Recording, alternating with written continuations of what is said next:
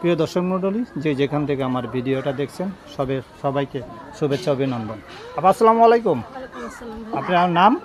ভাই আমার নাম আরজিনা। আপনার দেশের বাড়ি? দেশের বাড়ি এই যে ঢাকা নবীনগর। এখানেই জন্মস্থান? জন্মস্থান ওইখানেই থাকি। ভাই আব্বু মারেন ভাই আছে দুটো। তা আপনি কি জন্য ভিডিওর সামনে আসলেন?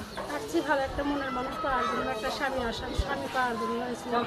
একটা ভালো মনের মানুষ পাইতাম, সে যেরকম হোক, বুড়ো হোক দূর হোক, সে যদি আমার বিয়ে সাথে করে একটু ভালোবাসা দিতে একটু তার কাছে রাখতে আমি আগেই চাই ভাই, এরকম একটা মনের মানুষ চাই। আপনি কি বিবাহিত না অবিবাহিত? না ভাই, বিয়ে শাদী করি না। বিয়ে শাদী করবো কেমনি? বাবা ডিস্টার্ব করছে। ডিস্টার্বের পর থেকে অনেক টাকা পয়সা দিল, 5 কাঠা জমি বন্ধকে রাখলাম বাবার জন্য, 50,000 টাকার জন্য। বাবার চিকিৎসা চালাইছি, এখন বাবাটা অনেক অসুস্থ, এখন কী করবো? মানুষের বাসা বাড়িতে কাজ করি, 1,000 টাকা কত সময় দেয়, কত সময় 2,000 টাকা দেয়। কাজ কাম কইরা সংসারে রান্না বান্না কইরা বাবার চিকিৎসা করে আবার আম্মাটাও কাজ করে। আর আমার ভাই দুটা ছোটো ছোটো। তাই সে মিডিয়ার সামনে ভাই একটা ভালো মনের মানুষ যদি পাইতাম, তার এই বিয়ে শাদী করে তার কাছে থাকতাম আমি। সে যদি আমার দায়িত্ব নিত ভাই। তাহলে কিরম ধরনের ছেলে যাচ্ছেন আপনি তাহলে? সে সেরকম যেরমই হোক ভাই, বুড়ো হোক, যে সেরমই হোক, সে যদি খালি আমার 2 বেলা 2টা ডাল ভাত খাওয়াবে, 5 ওয়াক্ত নামাজ পড়বো, তার লিগে আমি সেবা যত্ন করবো, আমার এইটুকুই ইচ্ছা হয়। আপনার বয়স কত হয়ে গেছে? বয়স হয়েছে 20 বছরের মতো হয়েছে। সবারই তো বিয়ে বা 7 বছর লেগে আশা লাগে হয়। আর সে মিডিয়ার সামনে ভালো মনের মানুষ পায় না, কথা সাক্ষাৎ বলে শোনে, তুই না আস্তে করে যায় যদি বিয়ে শাদী করার লোক যদি আমার পাশে দাঁড়াতে, তাহলে আমি তার কাছেই থাকতাম ভাই। আর আমি মিডিয়ার সামনে কোনোদিন আসবো না। যদি আমার দায়িত্ব নিতে ভাই। তো বিয়ে করলে তো অবশ্যই দায়িত্ব নেবে। হ্যাঁ ভাই, এরকম একটা মনের মানুষ আপনারাও দোয়া করবেন যেন আমি একটা ভালো মনের মানুষ পাই। এখানে আর আর আপনি জায়গা জমি আছে এখানে আপনার? হ্যাঁ, নবীনগর আছে, 5 কাঠা জমি আছে। তো এখানে এখানে কি আপনার জায়গাতে কি করতেছেন? জায়গা শুধু এমনি পড়ে আছে। বললাম না, আমার বাবা আগে কাপড় বিক্রি করতো, বেড়ে নিষ্ঠুক করছে, তো এখন আর কিছু আমার মনে নাই, স্মৃতি স্মৃতি মনে নাই। এখন সংসারের মধ্যে সবার বড় আমি, এখন কাজ করে খাই দেখে। এখন বিয়ে বসার লেগে তো অনেকেই মানুষ হয়েছে, বাবাটাকে ফেলে দিয়ে তো যাইতে পারি না, কোন জায়গায় যাবো? অনেক অভাবে সংসার, বাবার চিকিৎসা করছি, মালিকের কাছ থেকে 50,000 টাকা নিয়েছি। আমার দলিলটা তার কাছে বন্ধুকে আছে, ভাবছি মিডিয়ার সামনে যাই, যদি একটা ভালো মনের মানুষ পাই, তার কাছে বিয়ে শাদী বসে যদি আমার ছাড়া যাবে, আমি থাকলে জীবন সঙ্গী করে থাকবো, আমার এইটুকুই ইচ্ছা। প্রিয় দর্শক মণ্ডলী, জানতে পারলেন ওনার কষ্টের কথা। আর ওনার বাপ খুবই অসুস্থ, এই জন্য তার সংসারটা পুরা ওনারই চালাইতে হয়। কি জানে, প্রতিটা ছেলে মেয়ে হোক, বিয়ের একটা বয়স থাকে, ওই টাইমে সংসার করতে হয় সবাই। বিয়ে একটা পবিত্র জিনিস, এটা সবাই। তাই তাই উনি এমন এক ধরনের ছেলে চাচ্ছেন, দেশের ছেলে না প্রবাসের ছেলে চাচ্ছেন না? সে প্রবাসী হোক আর যেখানে হোক, সে যদি আমাকে একটু দায়িত্ব নিত প্রবাসী ভাইদের কাছে। প্রবাসী ভাইরাই যে আমাদের মেয়েদের কত মিডিয়ার সামনে এসে ভালো ভালো মানুষের বিয়ে শাদী হয়ে গেছিল।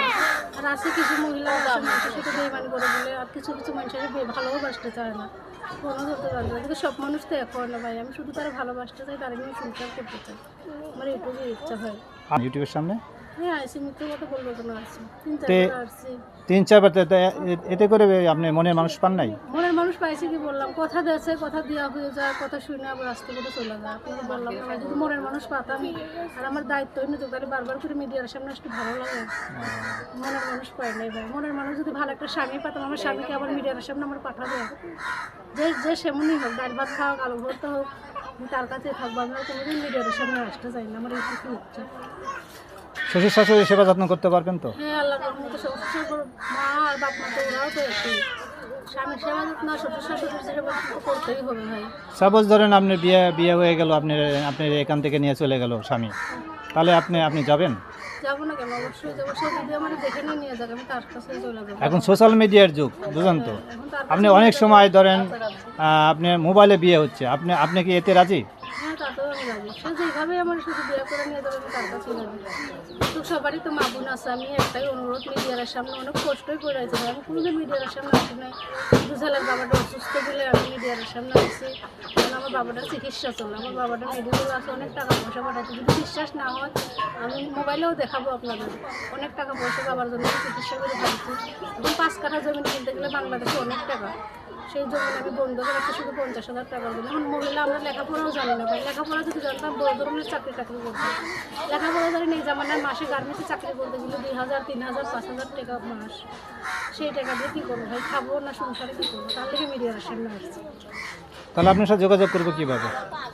এই তো ভাই একটা ফোন নাম্বার আছে আমার বান্ধবীর কাছ থেকে নিচ্ছি, আমার তো ফোন নাই, মাইসের ফোন নিয়ে মিডিয়ার সামনে আসছি, বলছে যদি একটা ভালো মনের মানুষ পায় তার কাছে বিয়ে সাথে বলবো, সে যদি আমার দায়িত্ব নিয়ে একটা 15,000 টাকা দিলে আমি তার সাথে কথা সাক্ষাৎ করবো।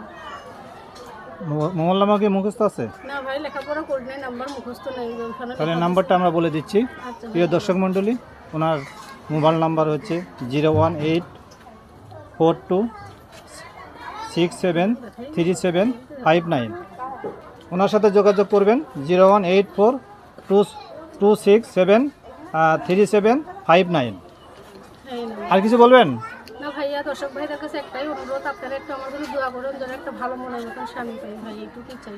আমরাও দোয়া করি আপনার আশাটা পূরণ হোক। আপনি দোয়া করেন আর আমার আব্বাটার জন্য দোয়া করেন ভাই, আমি কোনোদিন মিডিয়ার সামনে আসতাম না, শুধু বাবাটার জন্য আসতাম। ঠিক আছে, 5 ওয়াক্ত নামাজ পড়বেন আপনি, আল্লাহর কাছে চাবেন, আল্লাহ অবশ্যই পূরণ করবে। ভাই আপনার না